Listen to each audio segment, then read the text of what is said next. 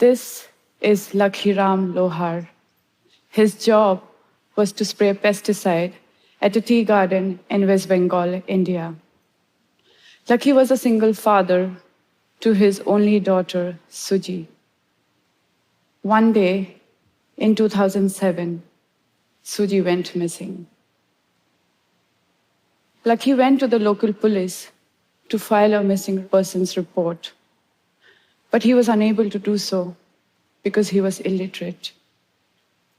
He didn't have Suji's birth certificate or any of her photographs.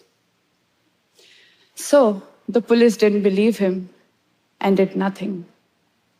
He tried again and again, but no luck. It was as if Suji never existed. 10 years later, a local non-profit that fights human trafficking took up her case.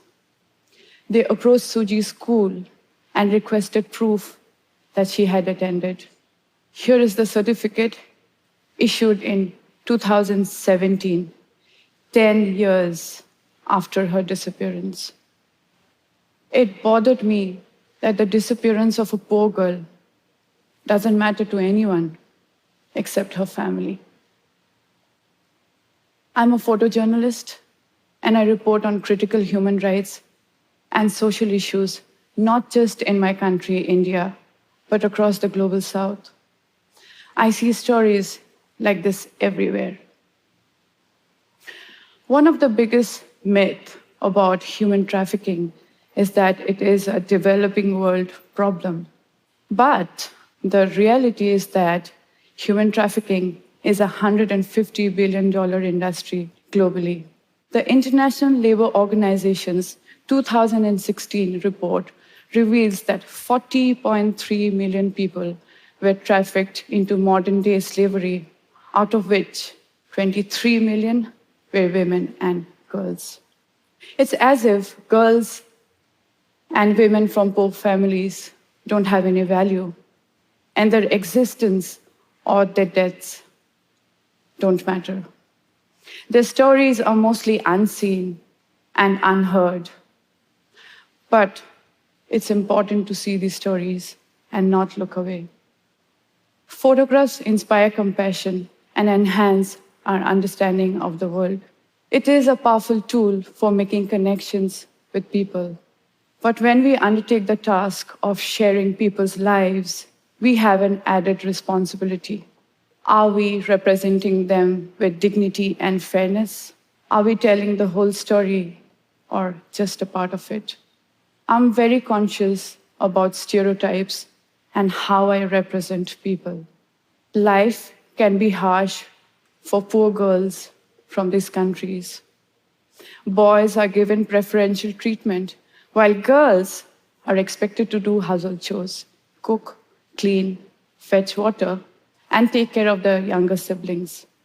Often parents tend to marry their daughters early, so they would become someone else's responsibility.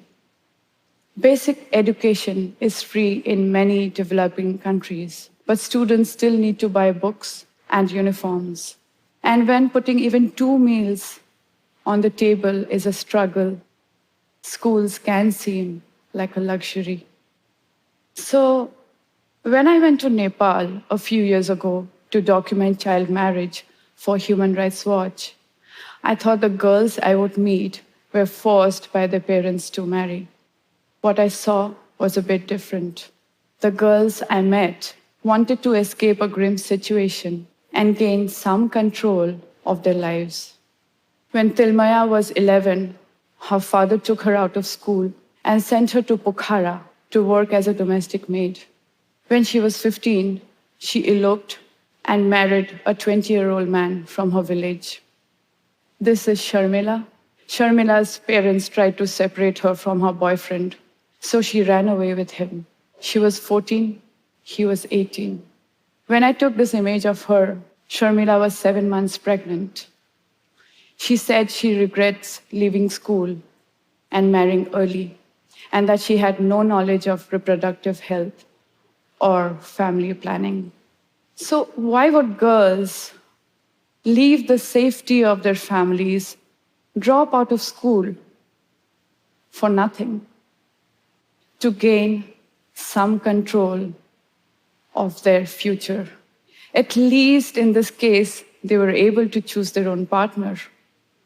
I try to dig deep and show the nuances of the situations, because often poor women and girls are stripped of their equity and dignity. I would not have taken these photographs if the girls didn't want me to. And I work very discreetly, keeping a low profile, and go to great lengths to avoid attention. I carry minimum gear and this dirty-looking tote bag, which my mother hates. The idea is to blend with the crowd. Even if I dress simply, it's understood I'm from the city. So I tell people I'm a researcher into female hygiene. I started carrying sanitary napkins in my purse. Men are so embarrassed, they leave me alone.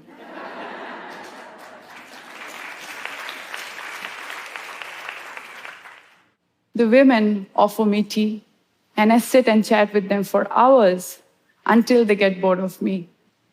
That's when my real work begins. The family knows there would be no gossip or any unwelcome scrutiny, as I had already been to 10 different houses. Everyone in the village just assumes I was there to speak about menstruation. I'm very careful that my work does not disrupt the lives of the people I photograph while I'm there and long after I've left. I do hours of research before diving into a new territory, honoring people's culture, abiding by local laws, asking permission, seeking informed consent, and not leading with my camera has been the foundation of my work. And this has helped me overcome many hostile situations. While working on a project called Not My Shame, documenting sexual violence in my country, India, I met a young girl I'll call Beena. Beena was abducted and repeatedly raped by a distant relative. This man was also a very powerful person in the community. While I was sitting with Beena at her house, a huge crowd had gathered outside. Hearing loud voices, I went out only to be surrounded by a group of hostile men. The man snatched my camera bag, tore off my purse, and started berating me.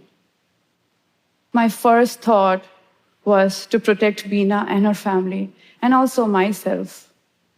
I tried to appear calm, although I was scared. The men said they thought I was there to disrupt their lives and spoil the village's reputation. I told them I was there to learn about their lives and culture.